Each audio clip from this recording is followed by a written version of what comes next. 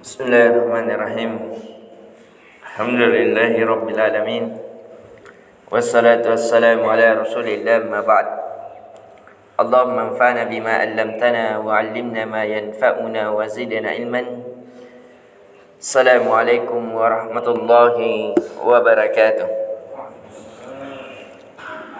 Alhamdulillah, di pertemuan sebelumnya kita telah membahas dari nama-nama surah Al-Fatihah dan dari makna surat itu sendiri, bahwasanya surat adalah sesuatu yang mulia, sesuatu yang tinggi, sesuatu yang terkumpul padanya ayat-ayat.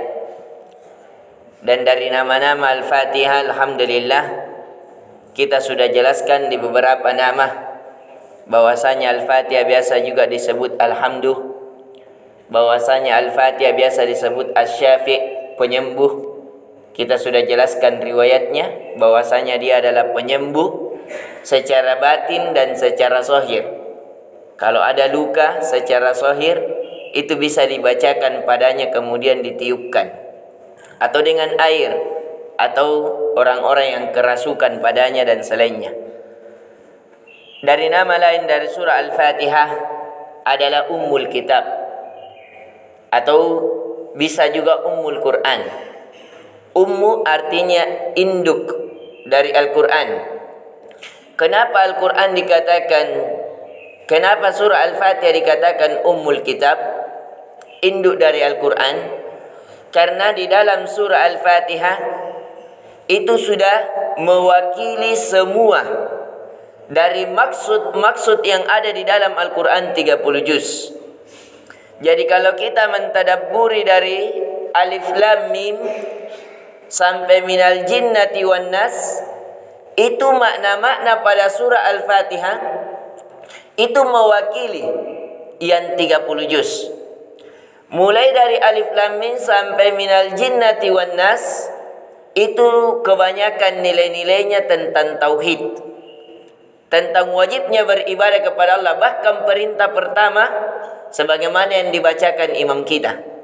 Kalau kita menelaah surah Al-Baqarah, perintah pertama adalah yang dibacakan imam kita, yaitu budullah, engkau beribadah hanya kepada Allah, tidak kepada selainnya.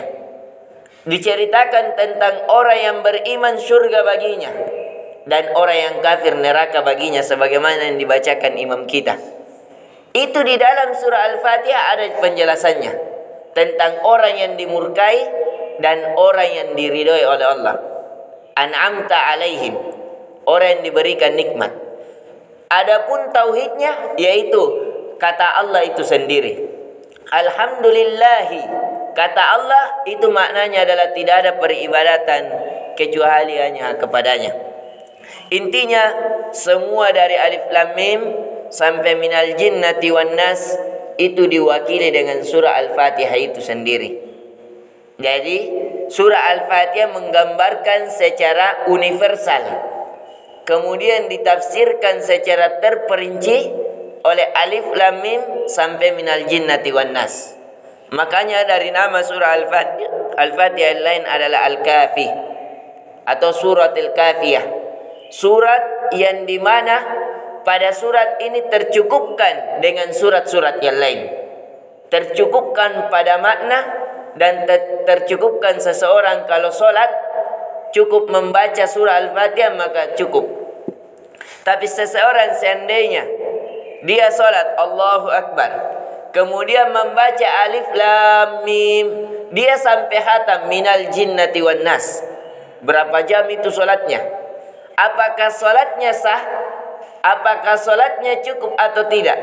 Terjadi perbedaan pendapat di kalangan para ulama, dan kebanyakannya mengatakan tidak sah solatnya, batil solatnya, tidak cukup solatnya. Dan itulah yang dikatakan Al-Kafiyah. Tapi kalau seseorang mencukupkan surah Al-Fatihah saja kemudian ruku, di setiap rakaatnya melakukan demikian, maka cukup solatnya.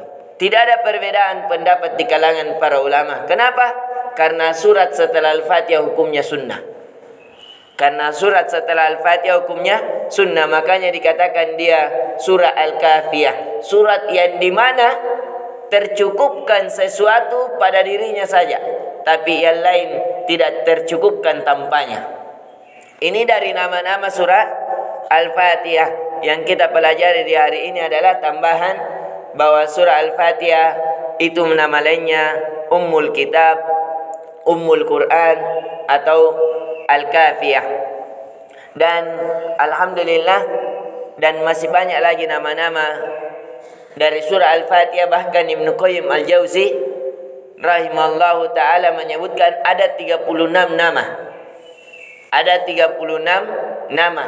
Al-Fatihah juga disebutkan suratis salah, Az-Zikir dan selainnya. Tapi kita cukupkan sampai di sini di nama-nama surah Al-Fatihah. Kemudian ketika kita ingin membaca Al-Quran dianjurkan berta'awuz.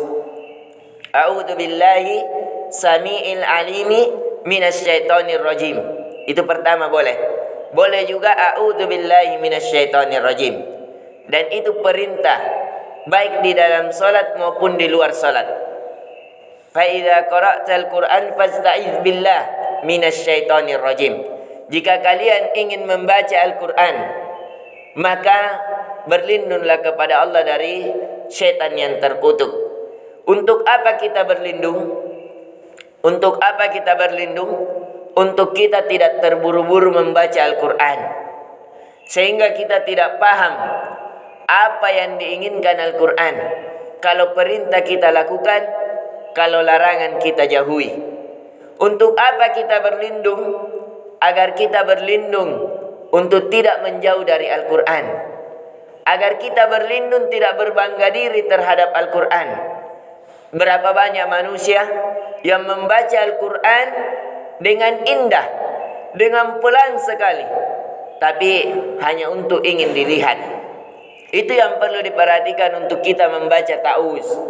Jadi biarpun biasanya orang yang di pertandingan kori-kori itu, bahkan orang yang pertama kali dimasukkan di dalam api neraka, yang menjadi koretnya adalah yang salah satunya ada 4 orang. Yang pertama Al-Qurra, orang yang ahli Al-Quran. Dia membaca di malam dan siang hari. Kenapa? Karena dia cuma qurra, cuma orang yang rajin membaca, tapi tidak paham dari makna-makna Al-Quran. Maka dari itu kita mempelajari dari makna-makna Al-Quran, sehingga solat kita itu terasa indah, terasa berkhalwat dengan Allah Azza wa Jalla. Karena seseorang yang tidak memahami dari makna-makna yang dibaca, seperti orang yang telah berbicara tapi tidak memahami apa pembicaranya. Atau seseorang yang makan tapi tanpa garam. Begitu juga seseorang tidak paham dari apa yang dia ucapkan ketika sholat.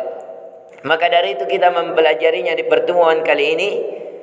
Itu yang tadi yang kita pahami, bahwasanya baru kita masuk di tafsir. A'udzubillahi minasyaitonir rajim. Saya berlindung kepada Allah dari godaan setan yang terkutuk. Jadi ketika kita membaca, lisan kita membaca, usahakan hati dan pikiran kita memaknai. Saya berlindung kepada Allah. Artinya tidak ada yang mampu melindungi kita kecuali Allah. Kalau Allah melindungi kita, maka tidak ada yang mampu mengganggu kita. Itu di hati dan pikiran kita. Ya Allah, kalau kau tidak lindungi saya, maka celakalah saya, lalailah saya. Maka begitu cara kita memaknai. InsyaAllah di pertemuan selanjutnya kita akan membahas surah Al-Fatihahnya, dan kita masuk sekarang Bismillahirrahmanirrahim. Bismillahirrahmanirrahim. Terjadi perbedaan pendapat, dia apakah ayat pertama dari surah Al-Fatihah atau bukan, tapi yang lebih kuatnya bukan. Bismillahirrahmanirrahim hendaknya kita baca dalam segala keadaan. Karena dalam hadis Nabi sallallahu alaihi wasallam, barang siapa yang tidak membaca bismillah fahuwa aqta, maka urusannya terputus. Apa yang terputus? Keberkahannya. Apa yang terputus adalah keberkahannya. Maka dari itu hendaknya kita membaca Bismillahirrahmanirrahim dan tafsirnya insyaallah dengan kata biismi sebenarnya di situ dengan nama Allah Ar-Rahmanir Rahim, dengan nama Allah yang Maha Pemurah lagi Maha Penyayang. Apa perbedaan dari makna Ar-Rahman dan Ar-Rahim? Insyaallah di keesokan harinya kita akan membahasnya di tafsir Alhamdulillahi Rabbil Alamin. Disebabkan waktu yang membatasi kita, subhanakallahumma bihamdik, asyhadu an la ilaha illa anta astaghfiruka wa atubu ilaik. Assalamualaikum warahmatullahi wabarakatuh.